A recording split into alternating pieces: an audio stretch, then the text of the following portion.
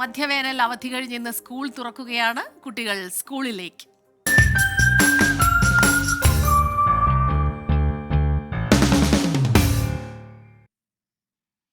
സംസ്ഥാനത്തെ സ്കൂളുകൾ ഇന്ന് തുറക്കുമ്പോൾ 2,40,000 കുരുന്നുകൾ 1ാം ക്ലാസ്സിലേക്ക് എത്തും. സംസ്ഥാനതല പ്രവേശനോത്സവം Ernakulam Elamakkara government higher secondary സ്കൂളിൽ മുഖ്യമന്ത്രി പിണറായി വിജയൻ ഉദ്ഘാടനം ചെയ്യും. എല്ലാ സ്കൂളുകളിലും പ്രവേശനോത്സവത്തോടെയാണ് കുട്ടികളെ വരവേൽക്കുന്നത്. ആർട്ടിഫിഷ്യൽ ഇന്റലിജൻസിലുള്ള അധ്യാപക പരിശീലനവും SSLC മൂല്യനിർണ്ണയത്തിലെ മാറ്റവും ഈ വർഷത്തെ പ്രത്യേകതയാണ്. 1ാം ക്ലാസ്സിലേക്ക് ഇതുവരെ വന്നു ചേർന്നത് 2,44,646 കുട്ടികളാണ്. ഇതുൾപ്പെടെ മധ്യവേനൽ അവധി കഴിഞ്ഞ് 39,94,944 കുട്ടികൾ ഇന്ന് സ്കൂളുകളിലേക്ക് എത്തും. ഓരോ സ്കൂളിലും പ്രവേശനോത്സവം സംഘടിപ്പിച്ചാണ് കുട്ടികളെ വരവേൽക്കുന്നത്.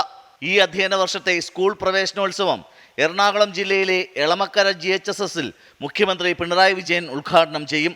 പോക്സോ നിയമത്തിന്റെ ബോധവൽക്കരണം, ലഹരി ഉപയോഗത്തിന്റെ ദൂഷ്യഫലങ്ങൾ എന്നിവ വിദ്യാർത്ഥികളെ പരിചയപ്പെടുത്തുന്നതിന് ഈ വർഷം ഊന്നൽ നൽകും. ആർട്ടിഫിഷ്യൽ ഇന്റലിജൻസിൽ അധ്യാപകർക്ക് നൽകിയ പരിശീലനമായിരുന്നു ഇത്തവണത്തെ പ്രത്യേകത.